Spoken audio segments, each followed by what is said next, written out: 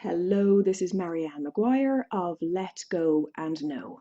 It's great to be with you. So, I wanted to share some tips about dealing with, everyday stresses and difficult times in your life. And I suppose was inspired by, a difficult couple of weeks that I have been experiencing. When things happen on top of each other, like a friend of mine passed. She was 80, probably ready to transition, but still, I missed her, even though I knew all was well. And then my little ones were unwell, so I didn't leave the house for 9 days looking after them. And then the car was clamped, even though we had only parked there for a short period of time. And on and on and on. There were a few things just piled up over the last couple of weeks. And I suppose it ended up being a really good opportunity to look at what was going on and make things a little bit easier for myself. And so I want to share some of those things with you in case you're going through any kind of a stressful time. So when things happen, even though I'm a very positive person, I think it's very beneficial to accept that there are times when life is difficult. Because if you have the attitude of, why is this happening? Why is this happening to me? And you stay in that attitude, an energy of resistance will build and take over. But if you, in a neutral way, simply accept that life on earth can be difficult at times, then within that acceptance comes grace. And I have found that neutrality is so important to invite into your life.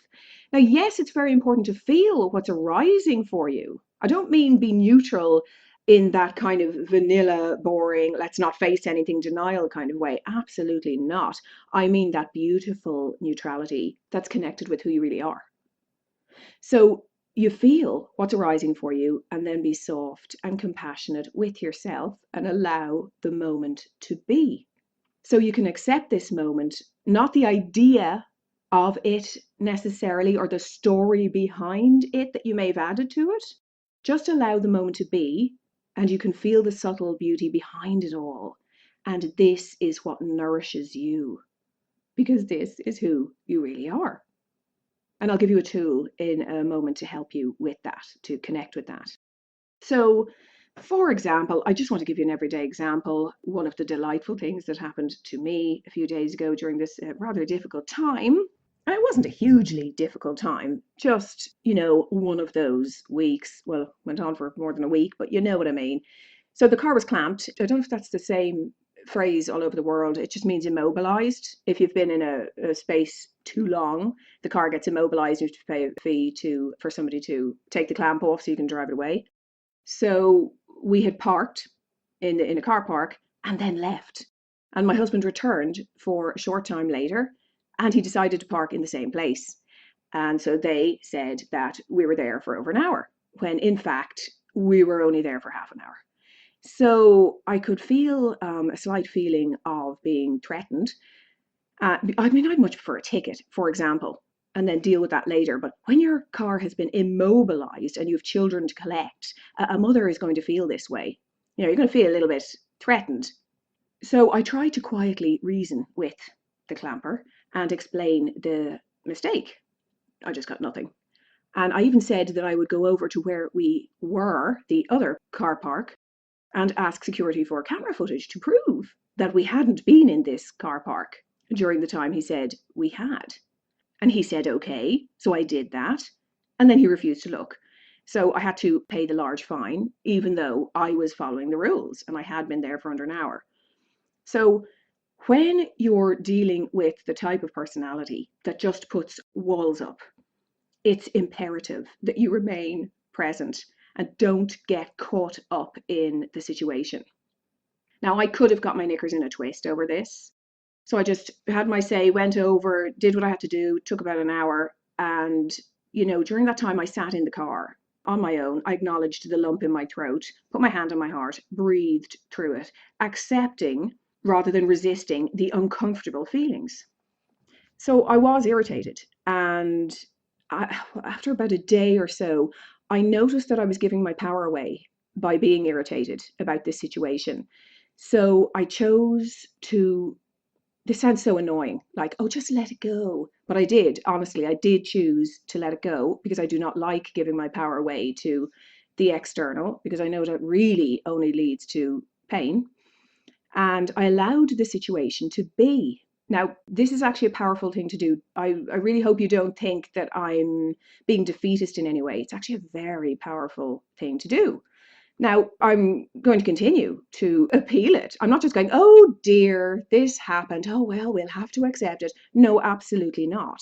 I was actually in the right and I'll appeal it. But the point is, if I get nowhere, so be it. I have a feeling that something will happen because I've decided that there will be a hidden blessing in it. So I trust that choice. And I allowed the moment to be. So this is just like an everyday example. It's not too big. It's kind of annoying though. When it's piled upon other things that are happening, that are challenging, I found it did push me to choose consciously. Because when life is lovely and you're moseying along and everything's great, sometimes you can forget to choose consciously. When things like this happen, challenges, you can actually see them as an opportunity to embrace and learn and grow from them.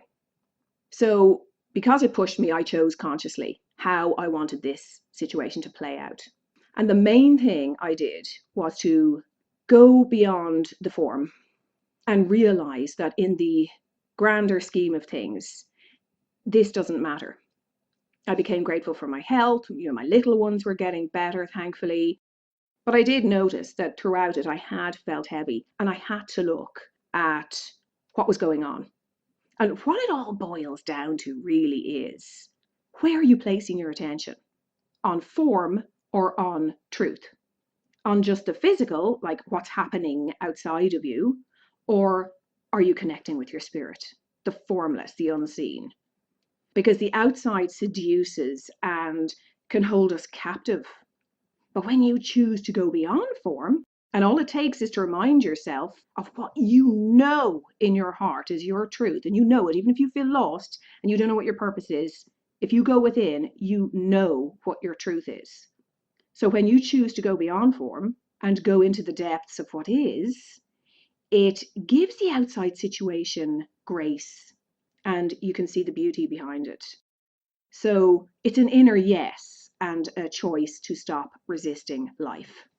And then, ironically, you become much more powerful to change the circumstances of your life. Now, you don't do it because of this, but it just so happens it's this glorious outcome that you become much more powerful to change the circumstances of your life because you're living from a space of truth and allowance, which is very empowering. Even though it has to be said that before you choose that, it feels vulnerable and scary.